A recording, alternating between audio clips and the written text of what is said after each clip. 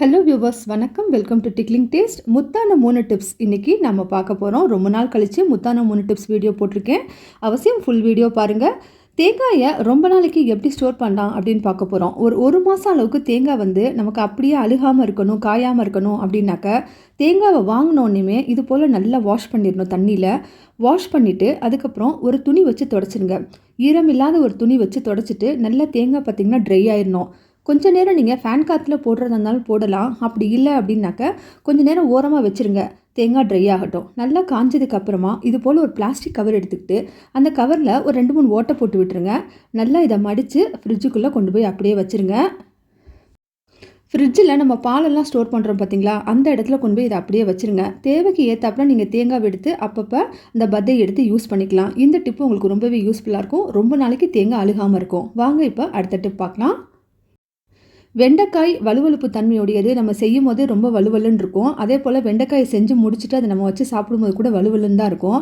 அதுக்கு என்ன பண்ணலாம் அப்படின்னாக்க, வெண்டைக்காய் பாதி வெந்ததுக்கப்புறம் நீங்கள் கடுகு, உளுந்தம்பருப்பு, வெங்காயம் என்னெல்லாம் போட்டு தாளிப்பீங்களோ தாளித்து வெண்டைக்காயை போட்டுட்டு பாதி வெந்ததுக்கப்புறம் இதில் ஒரு அரை தக்காளியை கட் பண்ணி சேர்த்துக்கோங்க. தக்காளியை கட் பண்ணி சேர்த்துக்கலாம்.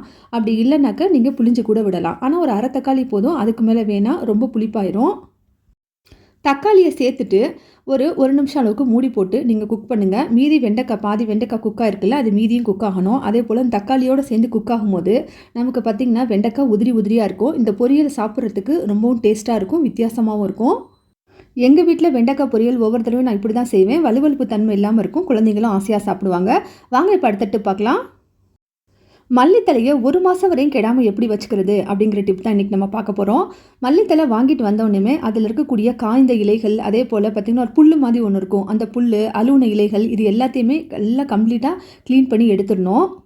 பொதுவாக மல்லித்தலையை நம்ம ஸ்டோர் பண்ணும்போது அந்த கீழே இருக்கக்கூடிய வேர் பகுதியை கட் பண்ணிடுவோம். இன்றைக்கி நான் சொல்ல போகிற இந்த டிப்பில் வேர் பகுதியை கட் பண்ணாமல் தான், முக்கியமாக அதுதான் தேவை. அதை வச்சு தான் நம்ம ஸ்டோர் பண்ண போகிறோம். மல்லித்தலையை கம்ப்ளீட்டாக க்ளீன் பண்ணதுக்கு அப்புறமா இப்போ என்ன செய்யணும் அப்படின்னாக்க, இந்த வேரோடு அப்படியே எடுத்து வச்சுக்கோங்க. இப்போ ஒரு பாட்டிலுடைய மூடி எடுத்துக்கோங்க. அது கண்ணாடி பாட்டிலாக இருக்கலாம், இல்லைனா பிளாஸ்டிக் பாட்டிலாக இருக்கலாம். இந்த பாட்டிலுடைய மூடி மேலே ஒரு சின்ன கிண்ணம், அது எந்த கிண்ணமாக வேணாலும் இருக்கலாம், அதுவும் பிளாஸ்டிக் இல்லைனா சில்வர் கிண்ணம் எடுத்துக்கிட்டு அதில் குடிக்கிற தண்ணி ஒரு 1/4 கிளாஸ் அளவுக்கு ஊற்றிக்கோங்க. அதாவது அந்த கிண்ணத்துடைய 1/4 பகுதி அளவுக்கு ஊற்றிட்டு நாம் வச்சுருக்கக்கூடிய மல்லித்தலை இருக்குது பார்த்திங்களா, அந்த மல்லித்தலைகளை அப்படியே எடுத்து அந்த வேரோடு அந்த தண்ணிக்குள்ளே வச்சுட்டு இந்த டப்பாவை போட்டு மூடி விட்டுருங்க. நான் இப்போ வீடியோவில் காட்டியிருக்கிறது போல், சாரி கை மறைச்சிருச்சு, கொஞ்சம் நான் எடுக்கும்போது ராங்காக எடுத்துட்டேன். பாருங்கள், இது போல் டப்பாக்குள்ளே நம்ம வச்சு விட்டுறணும். இந்த தண்ணி ஊற்றின கிண்ணம் இருக்குது பார்த்திங்களா, அதுக்குள்ளே அந்த வேர் பகுதியை வச்சுட்டு இந்த டப்பாவை போட்டு மேலே நல்லா திருகி விட்டுருங்க. இதுக்கப்புறம் இதை கொண்டு போய் அப்படியே ஃப்ரிட்ஜில் நீங்கள் ஸ்டோர் பண்ணி எங்கே வேணாலும் வச்சுக்கலாம். இதில் முக்கியமானது என்ன அப்படின்னாக்கா, இந்த தண்ணியை மட்டும் நீங்கள் 3 நாளைக்கு ஒரு தடவை அவசியம் சேஞ்ச் பண்ணிக்கிட்டே இருக்கணும். நல்ல தண்ணி தான் சேர்க்கணும், உப்பு தண்ணி சேர்க்கக்கூடாது. இது போல் நம்ம செய்கிறனால ஒரு மாதம் வரையும் இந்த மல்லித்தலை கெடாமல் இருக்கும். இன்றைக்கி சொன்ன முத்தான 3 டிப்ஸ் உங்களுக்கு பிடிக்கும்னு நம்புகிறேன். தேங்க்யூ.